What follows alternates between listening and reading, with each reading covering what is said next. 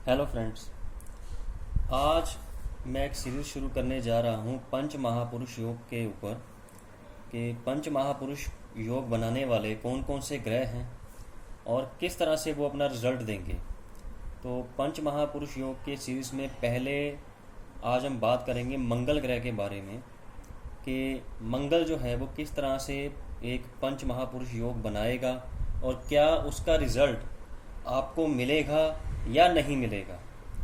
तो मंगल जब भी आपके केंद्र के घरों में यानी कि 1, 4, 7 और 10 इन भावों में से किसी भी एक भाव में अगर मंगल है और इसके साथ ही मंगल जो है वो अपनी स्वय राशि यानी कि मेष या वृश्चिक, यानी अगर आपका मंगल जो है इन 4 भावों में से किसी भी एक भाव में है और उस भाव में 1 अंक या 8 अंक या मंगल की उच्च राशि यानी कि मकर राशि यानी कि 10 अंक अगर लिखा है तो आपकी कुंडली में पंच महापुरुष योग जो कि रोचक योग मंगल जो है वो बना रहा है।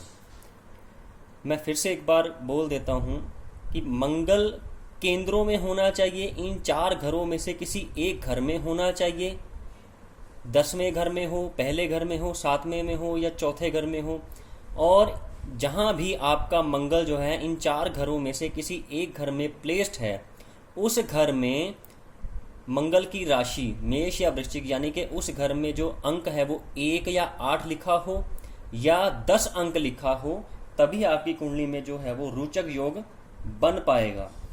अब जो जातक जो हैं वो रोचक योग में पैदा हुए हैं, उनका स्वभाव, उनका व्यवहार कैसा होगा।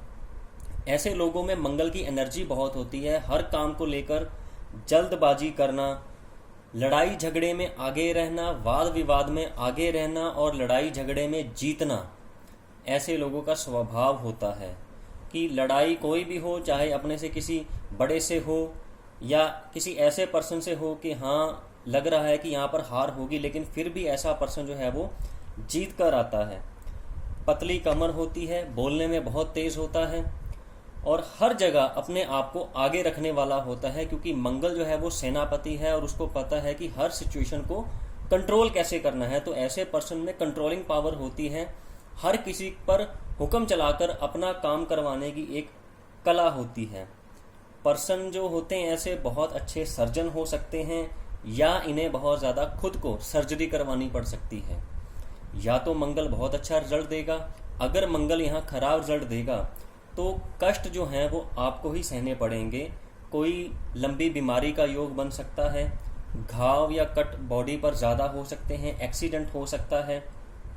और यही मंगल अगर आपका बहुत अच्छी कंडीशन में आपने रखा हुआ है तो यही मंगल जो है वो आपको उच्च कोटि का सर्जन भी बना सकता है।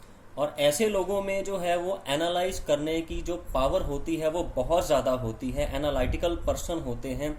हर चीज़ को अगर कोई सामने वाला पर्सन इनसे बात कर रहा है तो वो इन्हें पता लग जाता है कि सामने वाला क्या बोलेगा, क्या आपसे बुलवाएगा और एंड क्या निकलेगा। हर चीज़ को एनालाइज करने की एक जो माइन्यूटली पावर होती है ना, वो ऐसे लोगों के पास भर भर के होती है।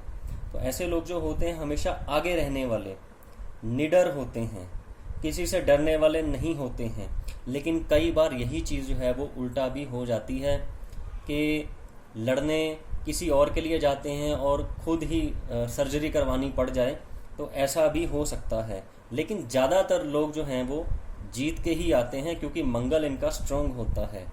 हर चीज़ में आगे रहना जो है वो इनको अच्छा लगता है।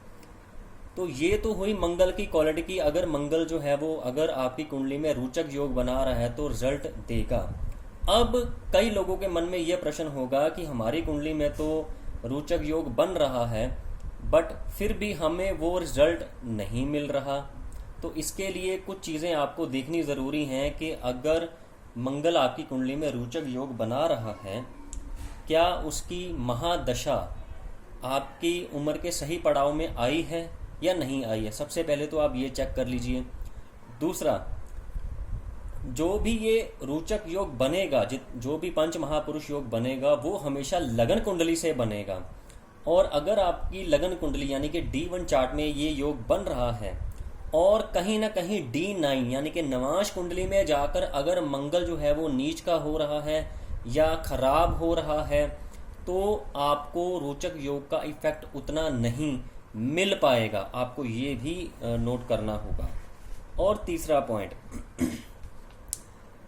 जो भी ग्रह पंच महापुरुष योग बना रहा है, यानी कि अगर मंगल आपका रोचक योग बना रहा है और मंगल के साथ ही 1, 4, 7, 10 किसी इन चारों भावों में कहीं भी आपका मंगल है और इसी के साथ सूर्य या चंद्र दोनों में से कोई एक या दोनों भी हैं, तो भी आपको रोचक योग का आपकी लाइफ में उतना इफेक्ट नहीं मिल पाएगा। तो मंगल सूर्य और चंद्र के साथ नहीं होना चाहिए केंद्रों में, इस बात का भली भांति आपको ज्ञान होना चाहिए। तो ये कुछ पॉइंट थे कि अगर मंगल आपका जो है रोचक योग बना रहा है, आपको बहुत आगे ले जाने वाला है, पर नहीं उतना आपको इफेक्ट मिल पा रहा, 2-3 चीज़ें हैं वो आपको याद रखनी होंगी।